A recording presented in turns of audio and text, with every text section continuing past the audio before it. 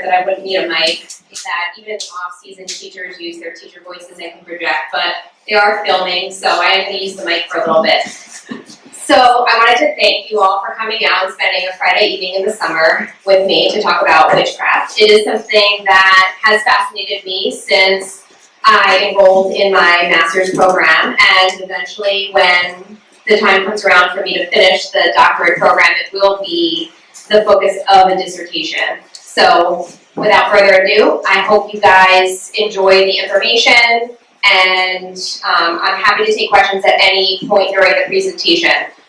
Because of the nature of my career, I'm used to people raising their hands, asking questions whenever they want, so you're more than welcome to do that. I'm happy to answer questions along the way.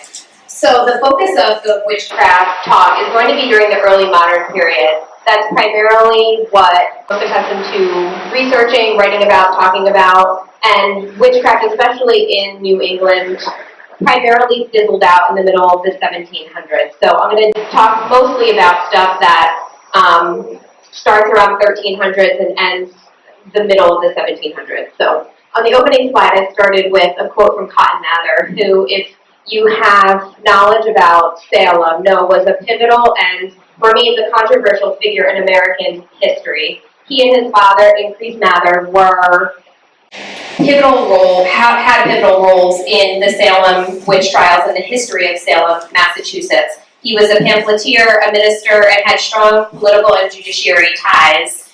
He was a firm believer in spectral evidence and prosecuting witches during witchcraft trials. And in his book, or pamphlet, Ornaments for the Daughters of the Zion, he writes, handmaidens of the Lord should go so as to distinguish themselves from handmaidens of the devil. So what I'm going to talk about is some of the stereotypes that we have with the contemporary symbol of the witch, where some of those are rooted in historically, which ones have been somewhat overturned or sitting down.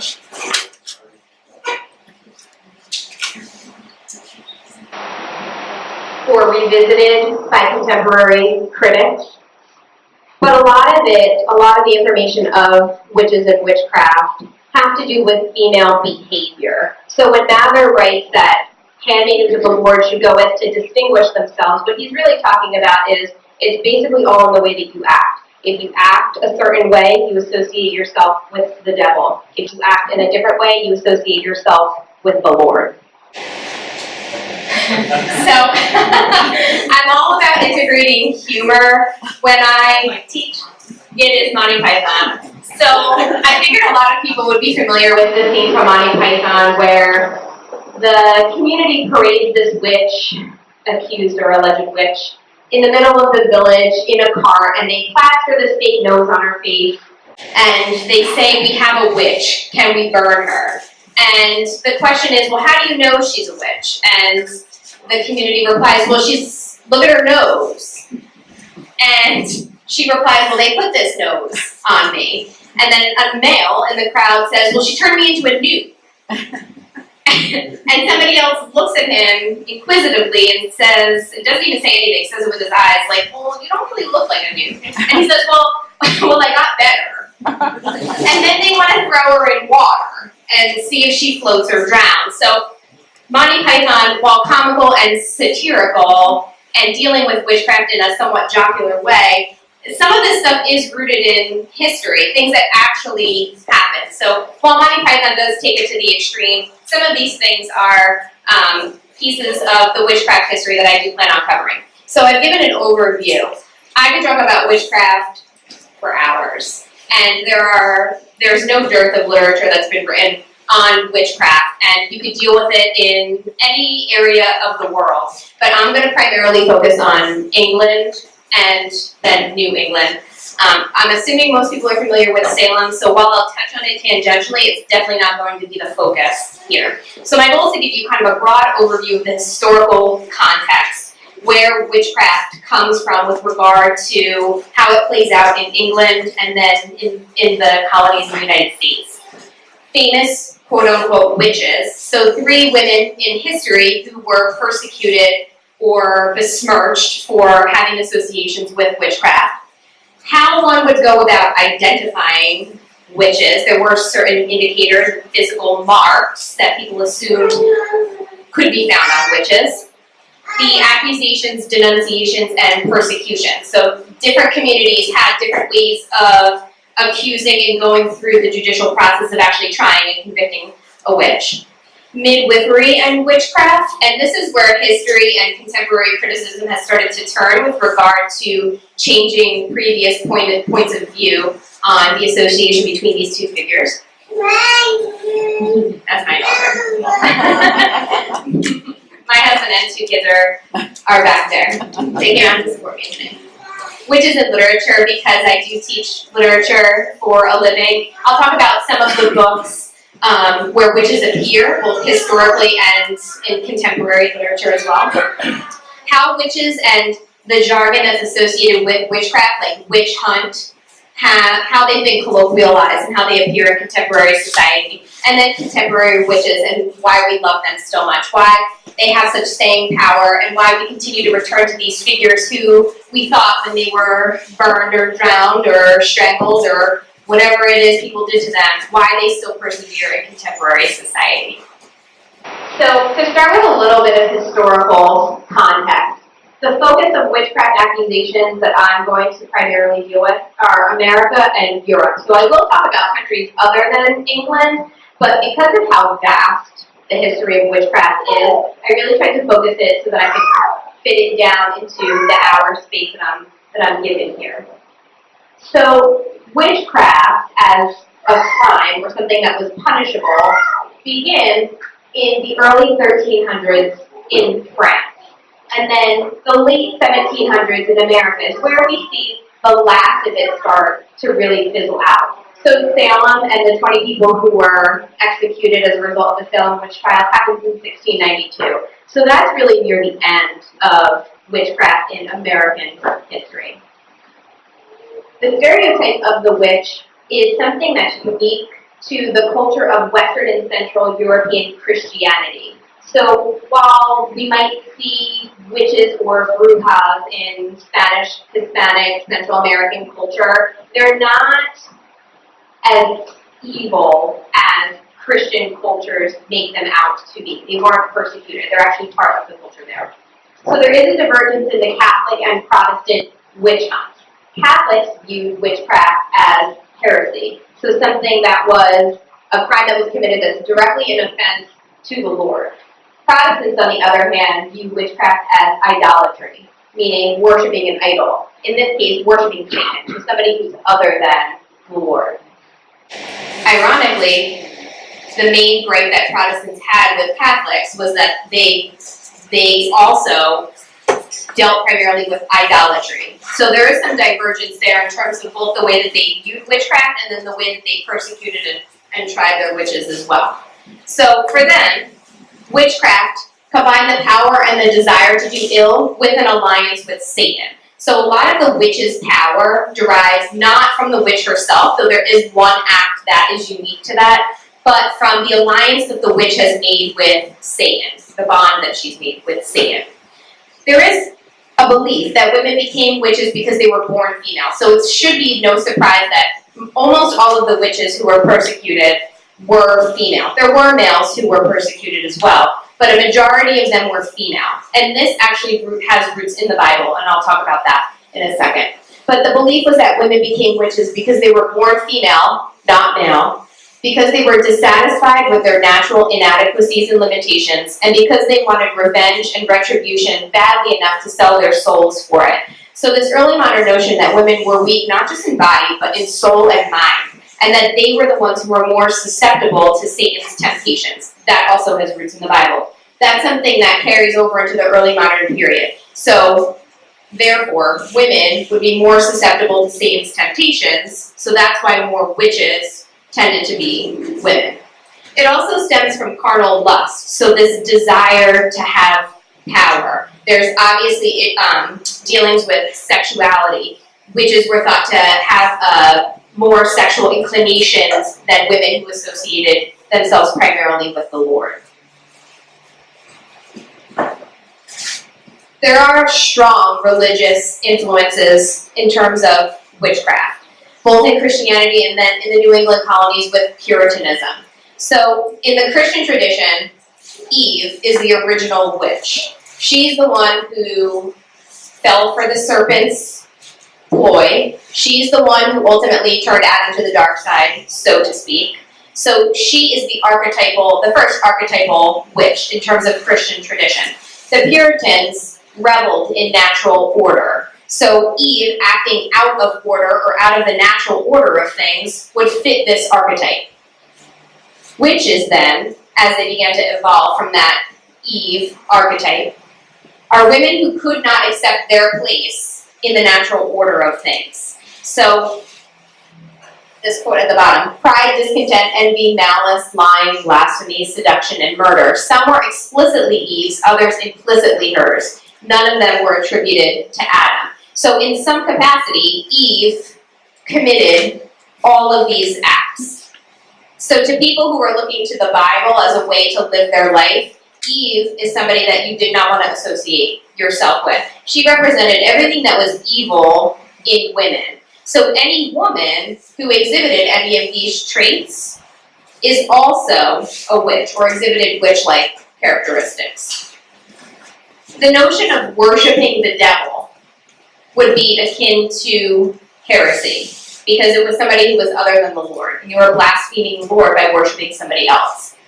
When we think of witch hunting, especially in contemporary society where that word is used still pretty prevalently, it's symbolic of something larger than heresy itself. In other words, when a community was seeking to rid itself and purge itself of witches, it represented not just the desire to get rid of these women who committed one or all of these traits, but was also symbolic of class, social, racial issues at large. And a lot of critics view it as the European elite's way of trying to purge these scourges of the lower class. Whether it was just because a woman was of the lower class and they wanted her out of the community, whether it was because she had engaged in some sort of illicit activity and that reflected poorly on the community. So when we think of witch hunting, yes, it's the actual act of seeking out and ridding the community of witches, but it's also symbolic of community issues as a whole. So if we think about, for example, this fear of the unknown, which was also prevalent, the community in New England at the time was primarily Puritan. There were people who did come from other parts of the world. So if you either have familiarity with Salem history, or if you've read Arthur Miller's The Crucible, you know this figure Tituba, who is of questionable origin, but most critics place her from Barbados. So you have this woman who's an Indian slave in a Puritan minister's household who looks, acts, speaks differently. So when it comes time to start charging people with where witchcraft in Salem originated, where's the easiest place to point? Well, somebody who looks, acts, speaks differently than you do.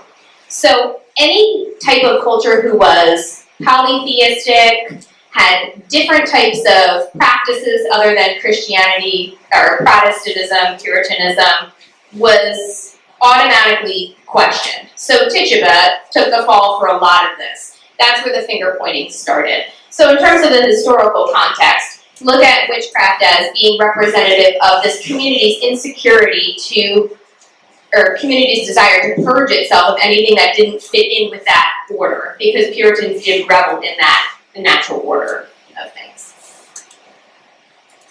A couple of famous witches. So these are women who, because of the way that things turned out historically, and because the way that they acted or spoke freely or associated themselves with questionable individuals, came under the accusation of witchcraft. The first is Joan of Arc. So while she wasn't tried explicitly for witchcraft, if you know anything about her, you know that she claimed to have heard voices. And they weren't demonic voices. She claims that they were, it was God speaking to her, but during that time, you certainly didn't own up to hearing voices in your head. So she was persecuted. She was not formally tried as a witch, but accused of demonic activity and was charged with heresy and burned at the stake. The second is Anne Boleyn, who is Henry VIII's second wife. Again, not formally charged with witchcraft, but if you know the history of her and how she came to be executed in the end, she was thought to have had liaisons with several other men who weren't her husband, one of who was her brother. And she was thought to use charms, which is a word that typically goes hand in hand with witches, and other arts of seduction. So there's the sexuality component.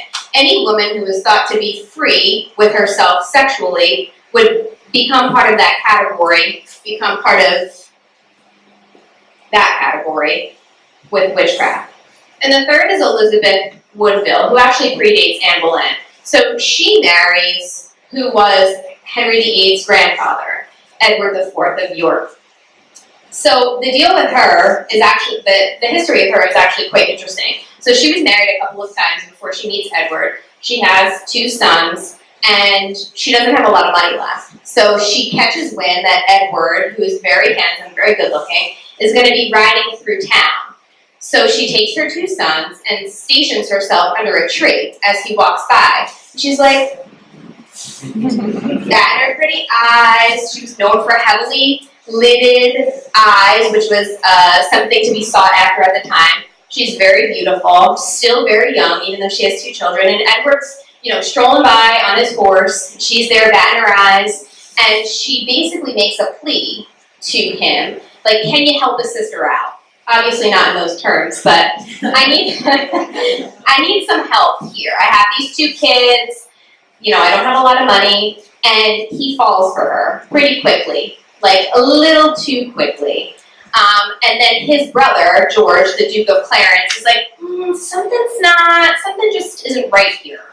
And he's the one who starts circulating pamphlets that she's a witch. Now, is he disgruntled because he doesn't end up becoming king and he sees her as a threat to his authority? Yeah, probably. But it's much easier to start slandering her in public than it is for him to admit that he's insecure with his position as Duke of Clarence and not, King of England. Okay, witchcraft and womanhood. So there are strong ties between being a witch and being a woman. Ladies in the room, it just did not work out in our favor a lot of times. Luckily, times have changed and things have evolved, but if you were a woman and you spoke your mind, or you looked at someone the wrong way, chances are things were not going to end up well for you. So how do you tell which women are witches? Well, there's some physical indicators. Now, if you know anything about early modern medicine, you know that doctors weren't really doctors. You know that they were like some guy who had a hobby, playing around with some things, maybe started dissecting some animals, and was like, oh, I got this. Not really. So the first indicator was a witch's familiar. And that was any type of small animal who would, go out as part of the witch and do some evil deeds for her. So this is where we get the cat. So, the Halloween witch who flies around on her broom. She's got a green face and warts and a cat. So it usually didn't start off as a cat. It actually started off with a toad. So it should come as no surprise to Monty Python then when the young man says she turned me into a newt. That actually did have some roots in a witch's familiar. It did eventually evolve to include cats and dogs as well. The cat, for whatever reason, maybe it's just because cats get a bad rap for being a little more sinister and sneaky, the cats seem to take a little bit better in terms of the stereotype. So this familiar would be a part of the witch, and if the witch, couldn't get around to doing so many evil deeds, this cat or other familiar would go out and commit those acts for her. The second is the polydactyly, the 6 fingers. So Anne Boleyn was accused of having this 6th finger. Nobody has really verified that. A lot of critics find it hard to believe that if she had 6 fingers, she would be allowed anywhere near court. Court was something that was supposed to be, all about the perfect people. Only the most beautiful and the most wealthy came to court. If she had 6 fingers, there's no way this woman would have been allowed to appear in court. The witch's teat. So this would be an extra nipple that the witch had so that she could provide sustenance for her familiar. The second, and not the same thing, is the devil's mark. And this was concealed on some very private area of the witch. So how do you find out if a witch has either of these things? Ironically, it would be a midwife or a wise woman who would come in and perform this inspection. So this was done for a couple of different reasons. One, this was stuff that would actually be admissible if this witch was brought up on charges and brought to court. The second was for humiliation. So if a witch was brought up on charges for being a witch, they were trying to basically get a confession out of her. And what better way to do that than to humiliate you beyond belief to the point where you're willing to confess? So people actually made livings witch finding and witch pricking, which is the career where you would go around and look for marks on women to determine whether or not they were witches. So sometimes it was given to females, like wise women or midwives, but there were males who were certified witch finders.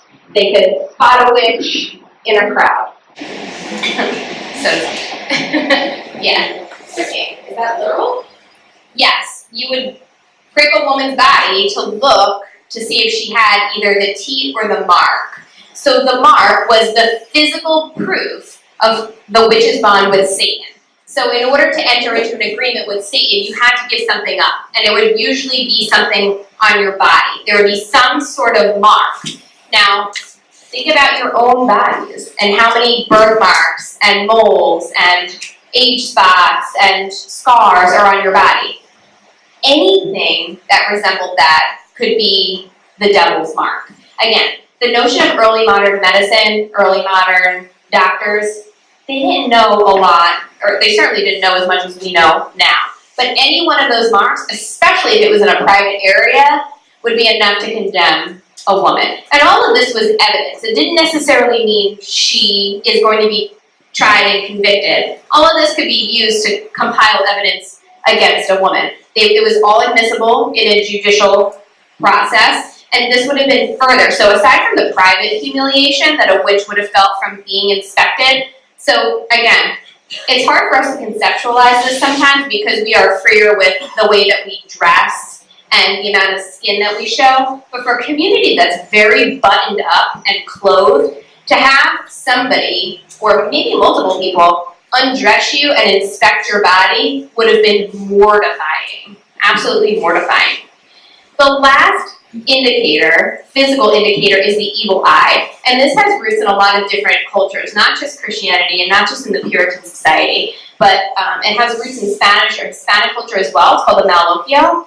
And it's not nearly as insidious as the Puritans made it out to be when they were trying to convict a witch. So they really take it to the extreme. The evil eye was the most purely evil because it had nothing to do with Satan. It was something that the witch did entirely on her own. It was her own complete autonomous act. And that's what made it the most evil. So if a witch did something or, possessed the devil's mark, for example, that comes from Satan. So that mark isn't really that evil. But if a woman looked at you the wrong way, gave you the evil eye, oh man. Men in the room are probably like, yeah, we know that. Stepped out. I think I'm afraid of this part of the lecture. Okay. So how else can you tell that a woman is a witch, aside from the physical indicators? So you're starting to compile evidence against your community witch, and you're like, all right, I'm going to have someone inspect her for these physical indicators. I'm going to take a look at the digits on her hand, see if there's 6 on either side. But I need some other stuff as well. Well, there's the satanic pact. Right. I see some inquisitive looks out there. If you witnessed a woman entering a pact with Satan, spectral evidence, totally admissible in the early modern court system. You saw something? All right. Part of the pile of evidence against her. There was no need to verify it. So because women's vulnerability originates from Eve falling prey to the Satan, women are automatically more susceptible more than men likely to engage in a pact with Satan. So it's totally believable that any woman, no matter how righteous or how pious she is, can at any moment enter into a pact with Satan. If there's an eyewitness to that, it can be compiled with the rest of the evidence against her. So there is this early modern notion, the trifecta of what makes a woman perfect. Chastity, silence, obedience. Whether it's to God, her husband, her father, her brothers, whoever is currently in charge of her, those three things are it. If you aren't any of those things, you're probably a witch. So if you speak your mind, if you use your body and to satisfy any type of carnal desire with somebody who's not your husband, or even if it's with your husband, if it's for lust as opposed to childbearing, you're in a lot of trouble. So, what are you laughing? You know someone like that? He doesn't want to point a finger. Okay, independence. You know, Beyonce made that song popular. It was not a thing in the early modern era. You wanted to be an independent woman? You belong to someone. Father, brother, uncle, husband, someone owned you.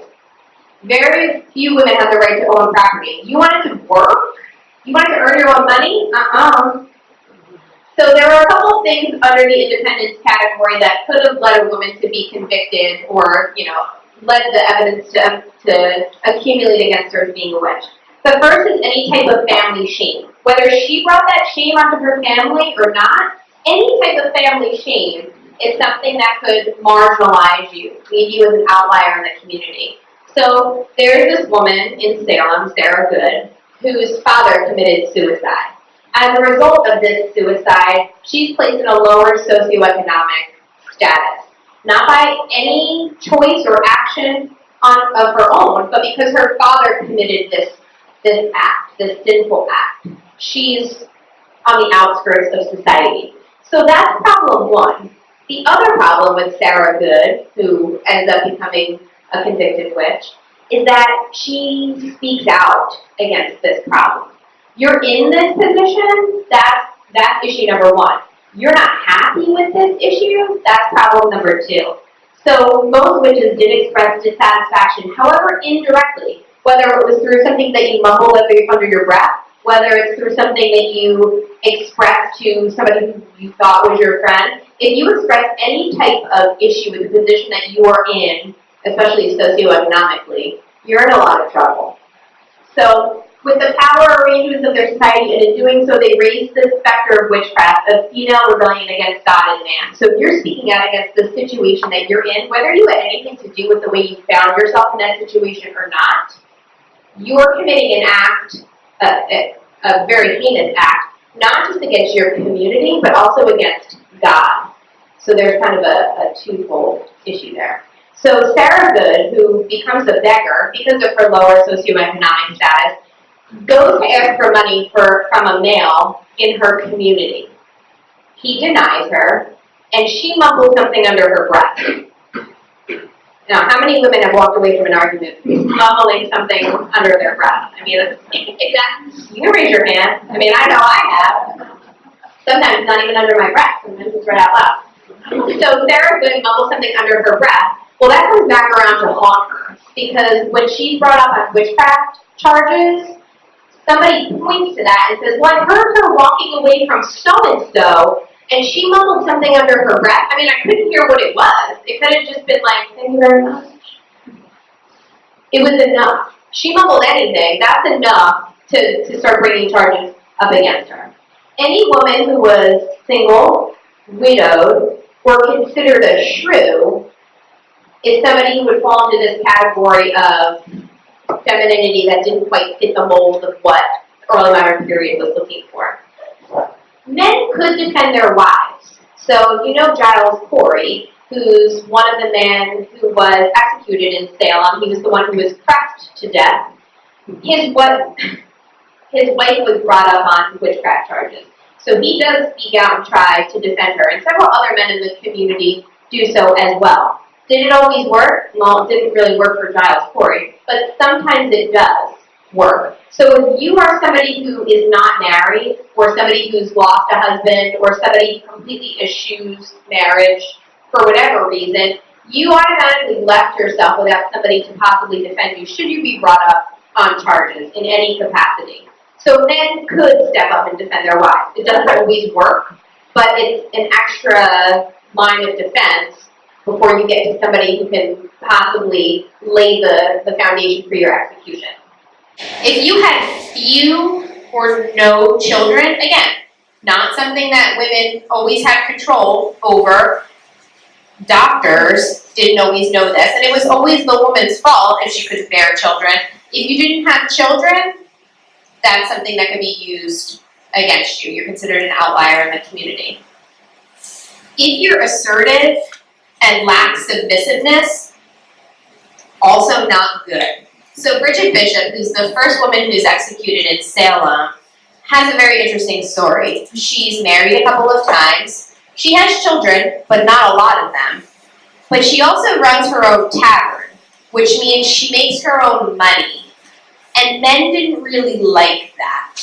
So, yeah, she was an outlier. She was also accused of having affairs with multiple men. You know, she was seen, spectral evidence, flying around, engaging in satanic pacts with the devil and things like that. But she's really the emblem of a woman who spoke out for herself in an attempt to defend herself. Well, she's the first person executed, so that didn't really work out that well for her.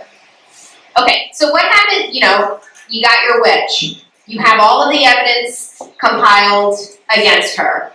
What can you do with that evidence? So the accusations varied in their complexity. Different areas, like different countries, different parts of the world, even different parts of New England, accepted certain types of evidence and denied others. So there really is some wiggle room in terms of what courts were willing to allow. So the first line is this Latin term for evil act, maleficia. So the plural is maleficium. You've seen the witch in action. You've seen her give someone or something the evil eye.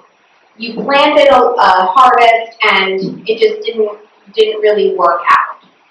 You walked out one morning and you found several of your cattle dead. And you said, oh, she must have given my cattle the evil eye, and that's why they're all dead. That's totally admissible. So maleficia was the first line of generally accusing a woman of being a witch. You wouldn't go straight to the midwife and say, I need you to check her for the witch's tea and the devil's mark. Generally, it started with accusing a witch of committing evil acts, of having disease or being diseased. So again, returning to that notion of Monty Python, that man who says, well, she turned me into a newt. That would have been enough to begin the process of accusing this witch of committing maleficia. The last is maritime tragedies. So again, if you know stuff about your history, you know that a lot of ships didn't make it from port to port. And that had nothing to do with a woman casting a spell or producing some sort of curse. If any of you, I know my two colleagues in the back are familiar with the play Macbeth, Shakespeare really tries to use some of these witch indicators in his creation of the three weird sisters. In the opening scene with the weird sisters, one of the witches turns to, well, they're not called witches in the original play, but one of the witches turns to another witch and says, so I met this sailor's wife, and she was eating, again, this is me paraphrasing Shakespeare, I met this sailor's wife, and she was eating a bag of chestnuts, and I asked her for some, and she didn't give me any. So I did a little charm, and now her husband's lost at sea for a bit. So the maritime tragedy is something that is pervasive both culturally and literarily as well. These acts, again, are not the witch's own doing. This is a result of the alliance, the bond that she's formed with Satan. So keep in mind that the evil eye is the only thing that purely and truly belongs to the witch herself. And this had a lot to do with, well, women are weak, so they can't really do any of this stuff on their own. They need Satan's help to do a lot of these acts. The involvement of suspicion and hostility between the accused and his or his or her community. So if there is anything that put you on the outs with somebody in your community because of the tight bond, especially in New England within those communities, if there's anything that put you on the outs, like you and your friend had a little squabble, you better make up and you better get back on the ins with the other members of your community, because if you're an outlier, if you're someone who's on the outs, marginalized in any capacity, that makes you more susceptible to accusations. This can involve touching, even if it's a friendly touch. People, usually Puritans, weren't really into touching each other in public. So if you did, even if it was completely benevolent, that's something that could be used against you potentially. Witches were thought to hang out in groups known as sabbats. So this image of the witch in a circle, or witches in a circle dancing with devils, that's something that people thought witches did. So witches they could be singular entities and they could function on their own, but generally they were in a collective, which is why if someone in the community is accused of being a witch, other accusations quickly follow, because it's not something that was insular, it was something that was then pervading the community. The legal accusation was almost never the first line. It almost always happened after a litany of other things. Somebody told somebody else, they told somebody else, they told a minister, and so on and so forth. It usually didn't go right to the court system from the beginning, and there's a couple of reasons why. One reason is, well, you could be struck with a countersuit. You bring somebody up on witchcraft charges, and they turn out to be completely fallacious. Well, that person is going to now serve you with slander or libel, or soiling their good name within the community. There could be revenge. So you're bringing so-and-so up on witchcraft charges, you better watch out, because now she's going to give you the evil eye, and you're really going to suffer. And then reverse accusation. I'm accusing you of being a witch. Well, how do I know? I must also be a witch, because like is attracted to like, is it not? So generally, they did not go right to the court system. It started with some gossipy rumors, and they let that kind of let people ruminate on those rumors, and then we went to the court system. Class did play a significant role, probably the most significant. You're not going to see a lot of wealthy women brought up on witchcraft charges. It's almost always women who cannot defend themselves, women who were forced to try to make a living on their own and thereby became independent and didn't need any man's help, or women who either lived outside or lived on the fringe of the community, women who lost a husband or weren't married. It almost always had to do with class. Women were almost always accused by other women. Think about how evil that is for a second. You know your life is constantly at risk because you're a woman living in the early modern period. And you start talking trash about other women. Well, it was a power play. Women had such little power that in order to exercise their power, they started talking smack about women in the community. Very, very dangerous. So gossiping was probably where a lot of this started, and then it makes its way up a little bit higher. Spectral evidence. You saw so-and-so flying around on a broomstick. You saw it. It must be true. Spectral. So this is part of the stereotype that's actually rooted in fact. Women could fly, or witches could fly, whether it was on brooms or animals. That was something that generally could be used against a woman. So England's method of persecuting witches did differ from the rest of the European continent, and even from Scotland. The English thought themselves the most civilized. So why would they go straight out and start torturing witches? They actually did go through the legal process. However ostentatious that process might have looked, they still went through the rigor of actually doing that. So they used the common law practices that were developed in the Middle Ages. Everybody else, they just went straight to torture. Oh, people are bringing you up on witchcraft charges, we're going to send you right to the rack, and we're going to torture it. We're going to torture a confession out of you. So So one of the methods that they use to try to accumulate evidence is the flotation test.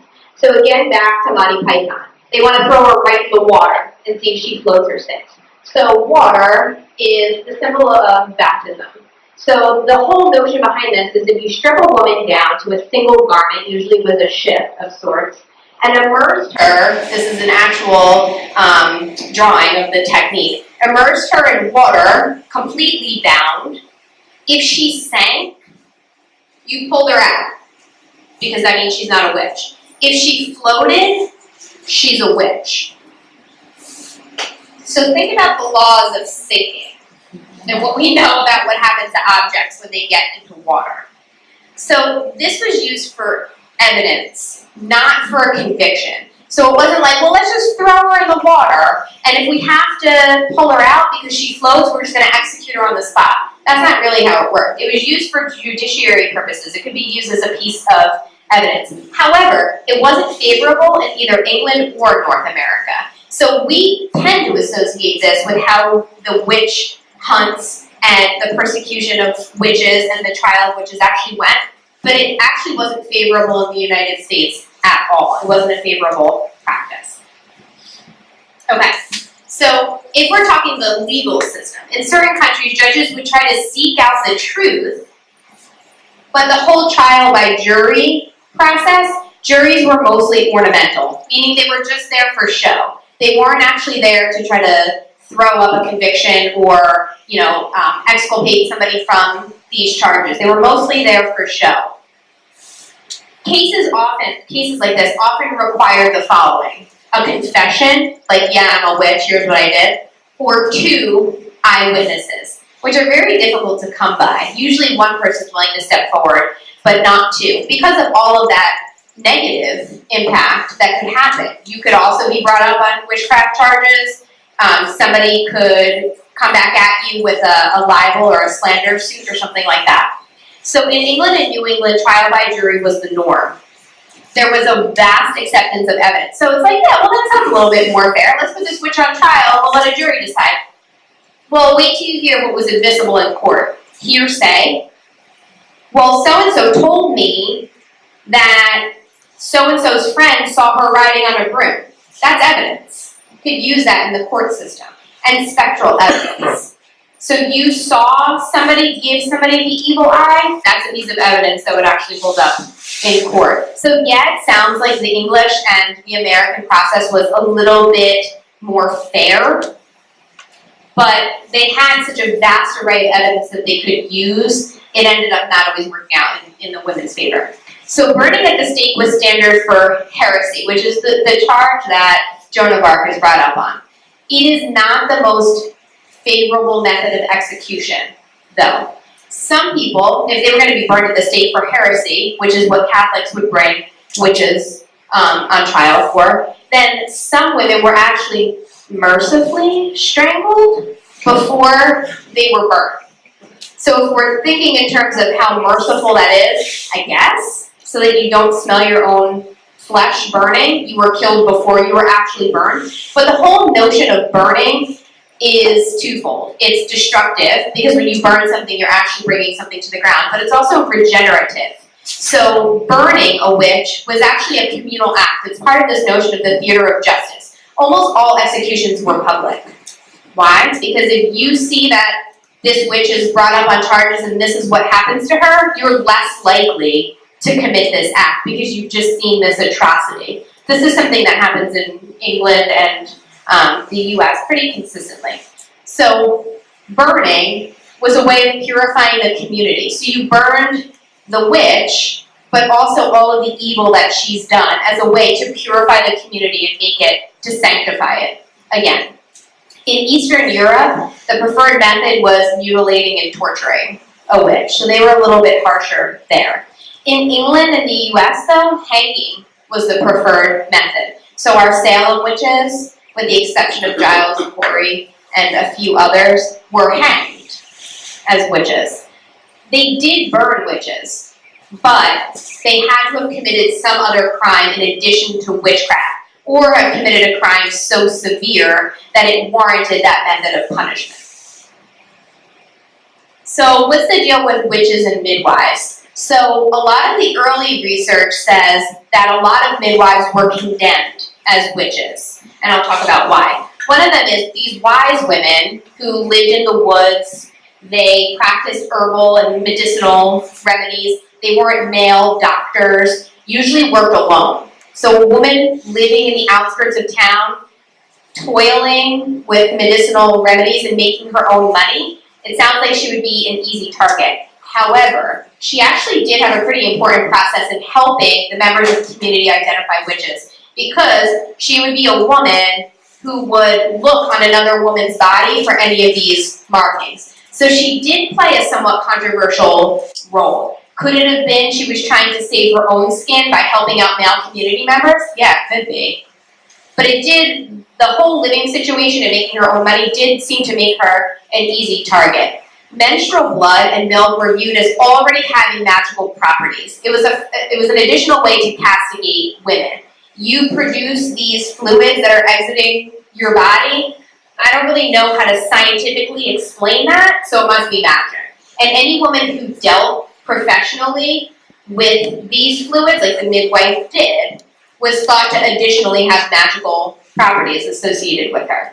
There were two categories of witches, white and black. White witches were wise women.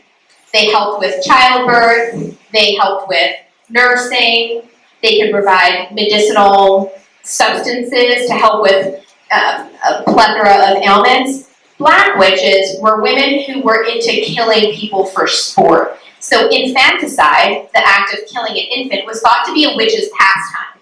Like, women were just running around murdering infants. And that was the easiest way for early modern community members to explain the high infant mortality rate. How could all of these infants be dying? It must be witches. They must be running around murdering all of these babies. Again, it sounds outlandish to us, but for an area or a historical time period that didn't have the grasp on science and medicine that we have now, it made complete and utter sense. So how can a white witch become a black witch? Well, it's easy. She's helping out during a birth, and the baby is stillborn. Or there's complications, and the baby's injured during birth. Or a woman's trying to breastfeed and her milk dries up. You just moved yourself from a white witch to a black witch. It was that easy. So midwives as victims, however, have fallen out of favor. Contemporary criticism does not point to many midwives being convicted of witchcraft. So it's there in the early criticism and has since fallen out of favor. The witch in literature. So the whole notion of double, double, toil and trouble has its roots in Shakespeare's Macbeth. That's the first time that line ever appears in print. So what's some of the literature out there that has witches or wizards in it? One of the earlier ones is Thomas Mallory's La Mort d'Arthur, The Death of Arthur. So men can be witches too, they're just called wizards. So we have the wizard Merlin. He's thought to be a confidant, he offers some advice. Things don't really end well for him. I won't spoil it in case you want to read it. But Merlin is one of the early figures of a witch or wizard that we see in literature. So Shakespeare's Macbeth. I mean, I could talk for a whole session on Shakespeare, and particularly on Macbeth. But Shakespeare did something that was outrageous for his time. So he's working under King James, who was King of Scotland first, and then after Queen Elizabeth dies, succeeds her as King James I of England. Way back in his earlier years in Scotland, James travels to Denmark, where witchcraft or witch hunts are rampant, and he is fascinated. So he comes back to Scotland and he's like, we gotta find all these witches. So I'm gonna write a book on it called Demonology. So he writes this book on early witchcraft practices and hates witches, hates the thought of them. Again, he's a Protestant, so any Catholic would have been guilty of idolatry. So his categorization for witchcraft is vast. I need to find all these witches when I get back to Scotland. And then eventually, when he becomes King of England, I need to find all these witches in England. So Shakespeare, being the iconoclast that he is like, I'm gonna put some witches on stage and perform it for James. But it was all good, because James is allegedly the descendant of Banquo in Macbeth. So Banquo survives. So all's good in the world. But to put 3 witches on stage, when you have a king who's written a book about witches and how to get rid of them, crazy talk. But he does it, and it's performed for the first time at King James' court, and James loved it. It was crazy, but it ended up okay. So the next is the one that I would assume many of us are familiar with, Arthur Miller's The Crucible. So here's an example of a playwright who's taking the witch hunts and using them allegorically. So The Crucible is an allegory about McCarthyism in 1950s America, but he's placing it in Salem, Massachusetts in 1692 at the heart of the Salem witchcraft trials. You have The Witch of Blackbird Pond, which is technically a children's or young adult book, but is very popular and very widely read. The poem Her Kind by Anne Sexton comes as no surprise that Sexton is an early feminist. She writes a lot about fairy tales. This poem is about 3 different archetypes of the witch. Harry Potter. So again, males can be witches, they're just called wizards. The Physic Book of Deliverance, Dane, and How to Hang a Witch by Catherine Howe and Adriana Mather, respectively, are actually written by 2 descendants of accused and executed Salem witches. So Catherine Howe is a descendant of Catherine Howe, who is executed as a witch, and Adriana Mather is related both to Cotton Mather and somebody else who was accused. The name escapes me at the time. And then A Discovery of Witches, one of my most favorite books, centers on Diana Bishop, who is a descendant of Bridget Bishop. So they are very popular figures in literature from the 1400s on. Okay, the evolution of witches. So witches still appear in literature even after the early modern period where Shakespeare was writing, and even into romantic literature. Then they start to fizzle out a little bit, and they're replaced by vampires and other monsters. So witches fall out of favor in terms of the literary tradition, but they're not gone completely. We actually see evidence of these terms used more innocently and endearingly in Romantic and Victorian literature. So to give 2 examples, in Pride and Prejudice, at the very end of the book, Mr. Darcy turns to Elizabeth Bennet and says, "You have bewitched me, body and soul." So he's not about to bring her up on witchcraft charges, he's using it as a term of endearment, or to try to explain the way that he feels about her. Similarly, in Jane Eyre, during one of the fire scenes in that book, Rochester questions Jane Eyre and says, "What have you done with me, witch, sorceress?" So again, it's a way to try to make sense of something that these men aren't completely able to explain. But generally, witches as archetypal figures are not at the epicenter of Victorian literature, and they don't really appear until modern, postmodern, contemporary literature. Okay, the contemporary colloquialization of witch hunt. It's something that has not fallen away even after the era of McCarthyism, where that term was repopularized. So second-wave feminists view witch hunts as acts of the patriarchy, and that is kind of rooted in history. It was a way for men to persecute women that threatened their power. So feminists actually latch onto these figures as being heroic and brave. One of the most popular signs at the Women's March from 2 years ago was, "We are the granddaughters of the witches you didn't burn."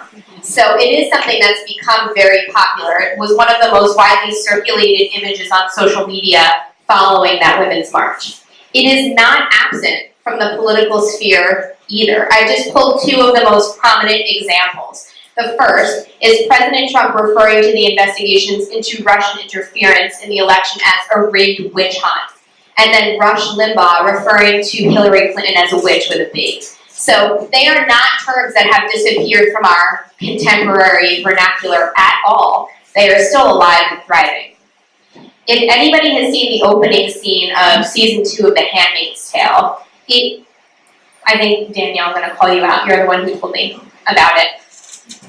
It is the most bone-chilling scene, if you're into this kind of stuff, that I think I've ever witnessed on a TV show. So I'm not going to spoil too much, but these insurgent handmaids, and this is beyond Atwood's book at this point, like we are in unfamiliar territory.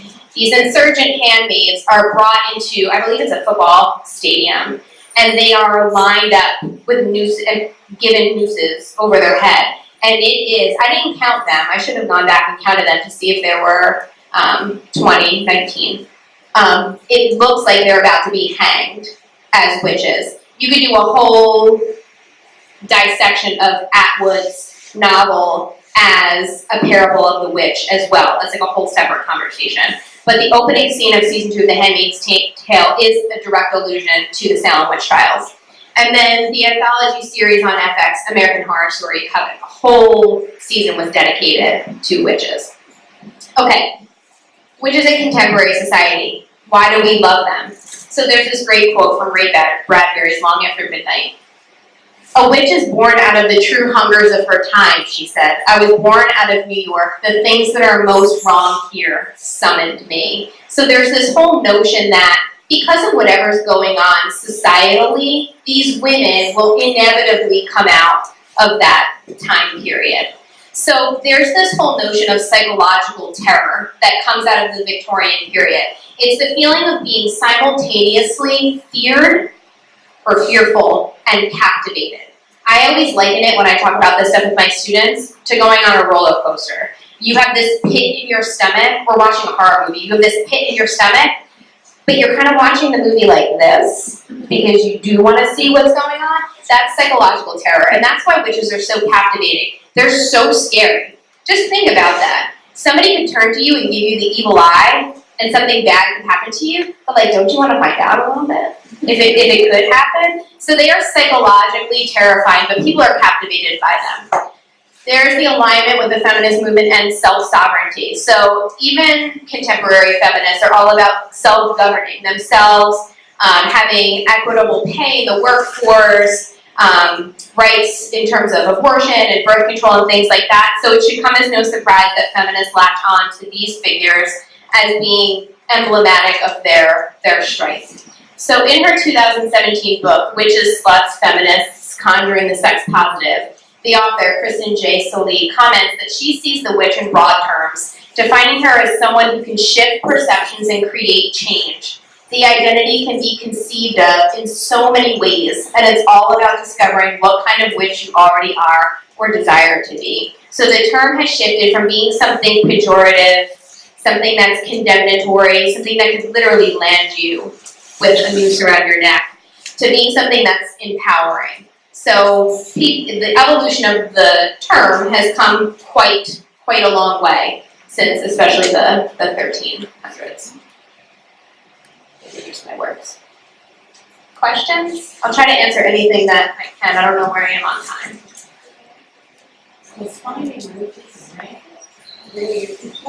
So in Salem would make it out to be, but that was basically it. One of the sources that I used to put this together likened the Salem witch trials, or actually referred to it as the second most pivotal moment in American history following the American Revolution. That's how much of an impact that moment had on American history. And if you think about how these words are still in play, it kind of makes sense. I'm not an American history buff by any stretch of the imagination, so I don't know where I would place it in terms of importance, but I'd say something that happened in 1692, that happened within the span of a few months, had such a pivotal impact. Pretty important. What was that? The witch hunts in the United States, mid to late 1700s. But the 20 people who were executed in Salem, that was the most vast. There were singular instances, but that was the most cohesive cluster of witches who were accused and tried and then executed. I've read somewhere where the witches in Salem were chosen because of where they lived. Mm-hmm. And it was actually a property dispute because people wanted the property. Yep. And that not all of them were hanged, but a few of them, there were 3 sisters, and one of the 3 sisters actually survived, and she was a childless. She was married but childless. Yeah.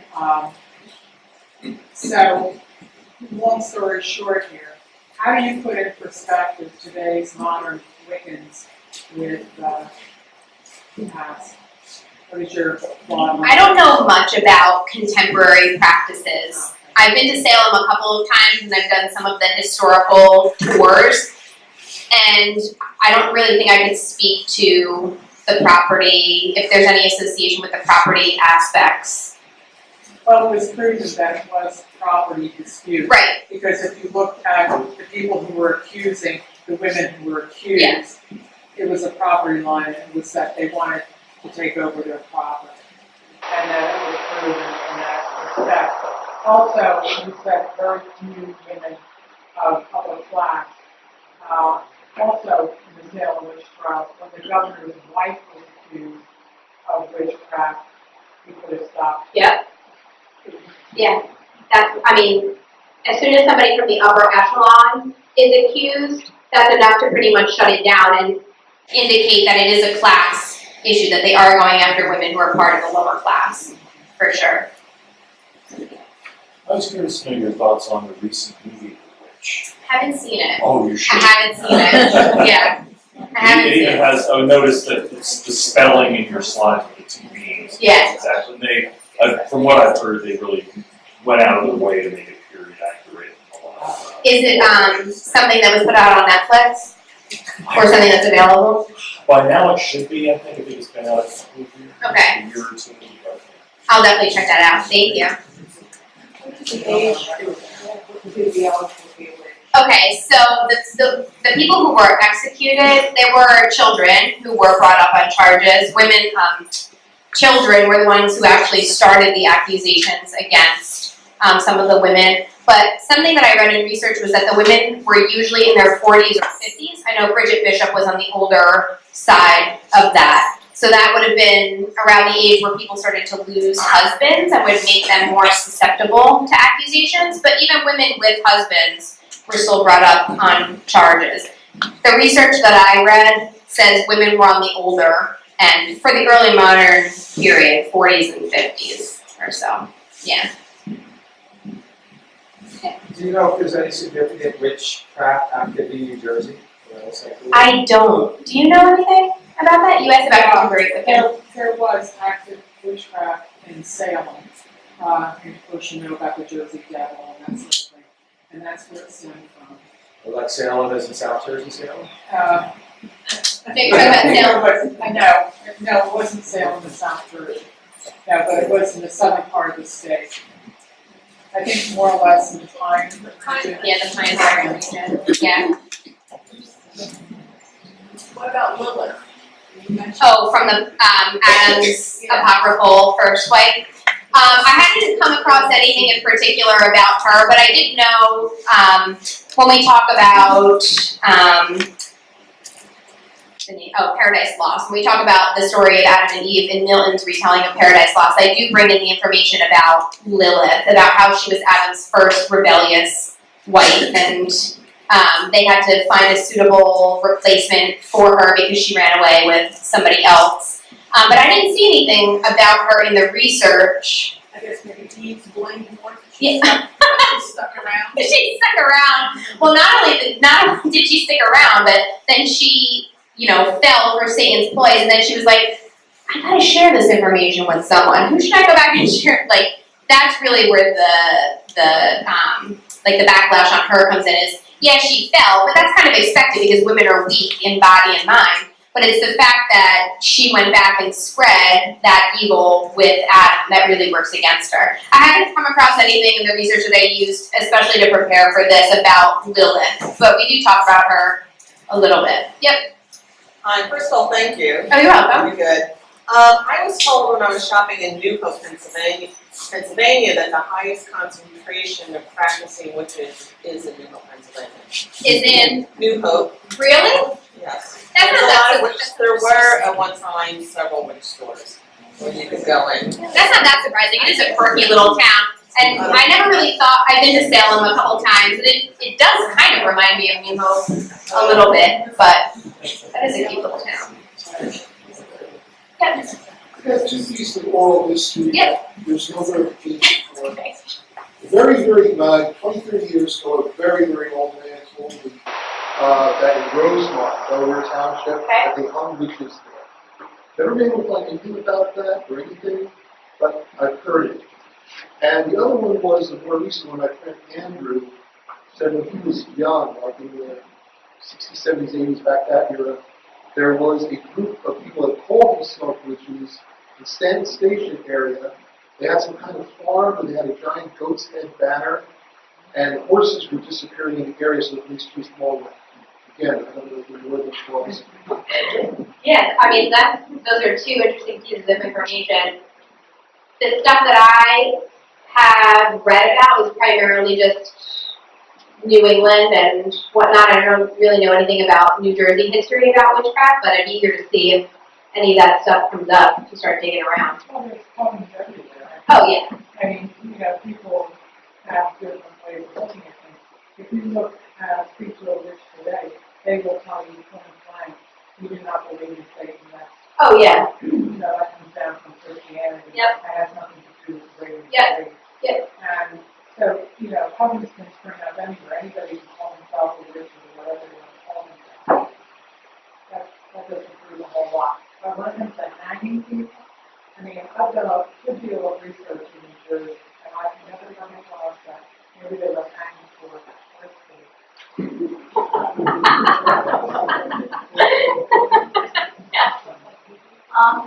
I thought, from my studies that a lot of people who were herbalists and alchemists, because they were a threat to the male medical profession, were the people who were more likely to be accused. Yep. Okay, so. Yep, so wise women, people who practice those herbal remedies, early critics thought that they would have been at the forefront of the accusations.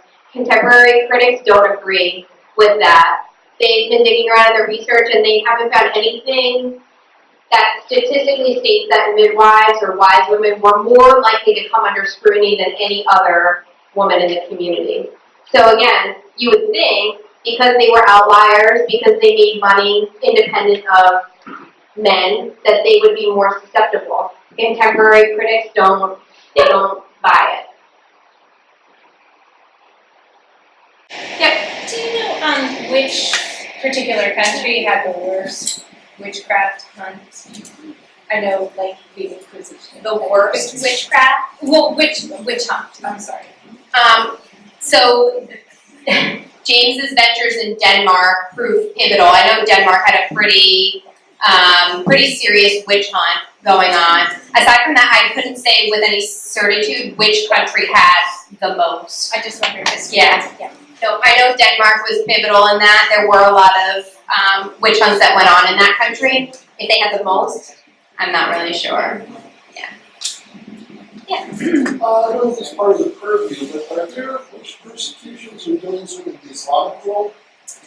So the only historical, I didn't read anything about the Islamic world, but one book that I was using to compile information likened the Holocaust to an exaggerated witch hunt because gypsies were grouped in with people who were persecuted. They actually examined the Holocaust as a large-scale witch hunt. So that was the only historical event other than the American and the European, the English ones that I came across. Yeah. Is paganism and witchcraft the same thing? Paganism and witchcraft. So when I was doing some research in Salem, one of the early speakers or lecturers that I sat in with used the term pagan interchangeably with what we would call a country bumpkin now. So it wouldn't necessarily be somebody who didn't believe in God, but it had more to do with their dwellings as opposed to religious practices. Yeah. Yeah. There's still modern witch hunts in Africa, like the children who are all. Oh, yes. Oh, yes. That's brutal. Oh, yes. Oh, yes. So there's this young adult book that was just published by, her name is escaping me, Tony Aki, Children of Blood and Bone, where she writes about African witch hunts, but uses them as a parable for crimes committed against African Americans in the contemporary society. So she's using actual historical events. I believe she's Nigerian. She writes about actual historical events, but is using them as a parable for contemporary social issues.